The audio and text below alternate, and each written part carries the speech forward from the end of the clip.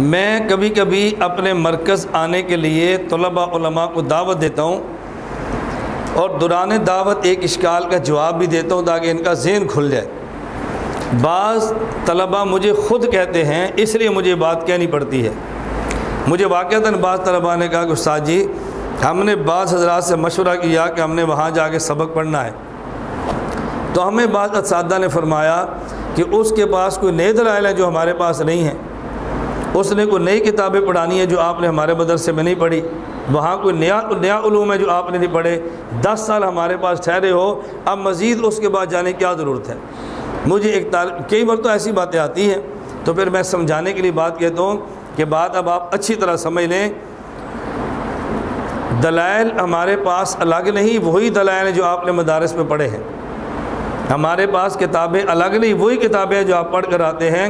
فرق کیا ہے؟ یہ چونکہ فن ہمارا ہے تو ہم سمجھتے ہیں کہ اس کتاب کو عوام میں لانا کیسے ہے، اس مسئلے کو عوام میں سمجھانا کیسے ہے، اور اس باطل کی تردید عوام میں کرنی کیسے ہے۔ ہر آدمی کا اپنا فن ہوتا ہے، اور صاحب فن کا بڑا ہونا ضروری نہیں، کبھی صاحب فن چھوٹا ہوتا ہے لیکن اس کے بعد پھر بھی جاتے ہیں کیونکہ فن اس کا ہے، کیونکہ فن اس کا ہے۔ میں اس کی مدارس میں جاؤں تو مثال دیتا ہوں، بھائی اگر آپ ہمارے مدرسے میں دیکھ لو، مرکز اہل سنت والجماعت سرگودہ موجود ہے۔ اب اگر ہمارے ہاں یا جنریٹر خراب ہو جائے تو آپ رابطہ کس سے کریں گے؟ مفتی شبیر صاحب سے، ان کو بلائیں گے، مولانا ارشد صاحب کو، مفتی یوسف صاحب کو، کس کو بلائیں گے؟ الیکٹریشین کو۔ الیکٹریشین بڑا ہے یا یہ بڑے ہیں؟ بتائیں تو الیکٹریشین کو کیوں بلاتے ہیں؟ فن اس کا ہے۔ تو فن والے کے لیے چھوٹا یا بڑا ہونا ضروری نہیں ہے، وہ دیکھتے ہیں کہ فن کس بندے کا ہے۔ اگر آپ کے مدرسے کی گاڑی خراب ہو جائے، کل ہمارا بھائی تھا، ایکسیڈنٹ ہوا چھوٹا، اس کا جو زخم ہوئے اللہ اس کو صحت عطا فرمائے، اس کا چیک اپ ہوا، ایکس رے ہوا، ڈاکٹر نے کہا جی کوئی پریشانی کی بات نہیں ہے۔ یہ طالب علم نے سڑک سے باہر نکلا تو موٹر سائیکل لگ گیا۔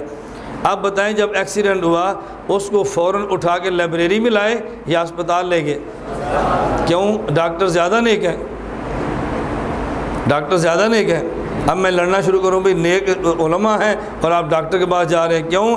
اس لیے کہ یہ فن ان کا ہے۔ اب بات سمجھ آ رہی ہے آپ کو؟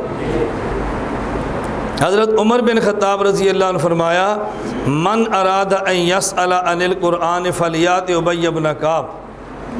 حضرت عمر بڑے ہیں یا ابی بن کعب بڑے ہیں؟ بولتے جائیں۔ لیکن یہ فن قرات حضرت عمر کا فن ابی بن کعب کا ہے۔ من اراد ان یسأل عن الفرائض فلیات زید بن ثابت۔ علم میراث چاہیے تو زید بن ثابت کے پاس جاؤ۔ حضرت عمر بڑے ہیں یا زید بن ثابت؟ لیکن ان کے پاس کیوں بھیجا کہ میراث ان کا فن ہے۔ ومن اراد ان یسأل عن الفقہ فلیات معاذ بن جبل۔ حضرت معاذ بن جبل کے پاس جو اگر فقہ سیکھنی ہے تو بتاؤ حضرت معاذ بن جبل بڑے ہیں حضرت عمر بڑے ہیں؟ ان کے پاس کیوں بھیجا؟ اس لیے کہ یہ حضرت معاذ بن جبل کا فن ہے۔ چلیں اپنے امام کی ایک بات کر لیتے ہیں۔ حضرت امام اعظم ابو حنیفہ نعمان بن ثابت رحمۃ اللہ علیہ نے خواب دیکھی۔ خواب یہ دیکھی کہ رسول اکرم صلی اللہ علیہ وسلم کی قبر مبارک پہ گئے ہیں اور قبر مبارک میں حضور پاک کی ہڈیاں مبارک جو بکھری ہوئی ہیں، حضرت امام اعظم ابو حنیفہ رحمۃ اللہ علیہ نے ان ہڈیوں کو جمع فرما دیا۔ اپنے شاگرد کو امام ابن سیرین کے پاس بھیجا کہ جاؤ امام ابن سیرین سے پوچھنا ایک آدمی کو یہ خواب آئی ہے اور اس کی تعبیر کیا ہے۔ پریشانی کی وجہ ہمارا عقیدہ ہے نبی کریم صلی اللہ علیہ وسلم کا جسم محفوظ بھی ہے اور جسم زندہ بھی ہے۔ جب محفوظ ہونے کا عقیدہ ہے تو ہڈیاں بکھری کیوں پڑی ہیں؟ اب تعبیر کی ضرورت پیش آئی، حضرت امام ابن سیرین کے پاس بھیجا اور شاگرد کو فرمایا ان کو یہ نہ بتانا یہ خواب کس نے دیکھی ہے۔ ابن سیرین رحمۃ اللہ علیہ کے پاس گئے اور شاگرد نے خواب بتائی۔ انہوں نے فرمایا خواب دیکھنے والا کون ہے؟ انہوں نے کہا جی جس نے خواب دیکھی اس نے منع کیا تھا کہ خواب دیکھنے والے کا نام نہ بتانا۔ امام ابن سیرین فرمانے لگے یہ خواب ابو حنیفہ کے علاوہ کون دیکھ سکتا ہے؟ یہ خواب ابو حنیفہ کے علاوہ کون دے سکتا ہے؟ انہوں نے کہا جی اب تو آپ کو پتہ چل گیا جس نے خواب دیکھی ہے، اب تعبیر بتا دیں۔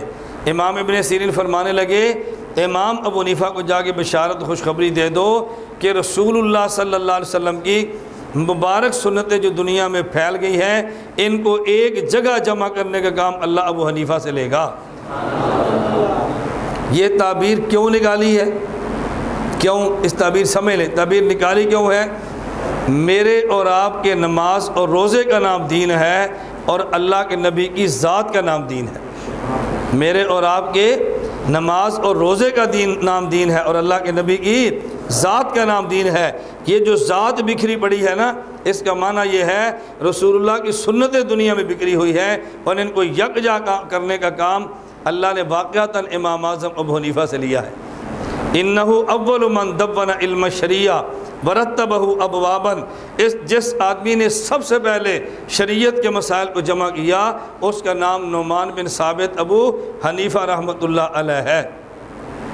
مجھے آپ بتائیں امام ابو حنیفہ بڑے ہیں یا امام ابن سیرین بڑے ہیں؟ تعبیر کے لیے کہاں بھیجا؟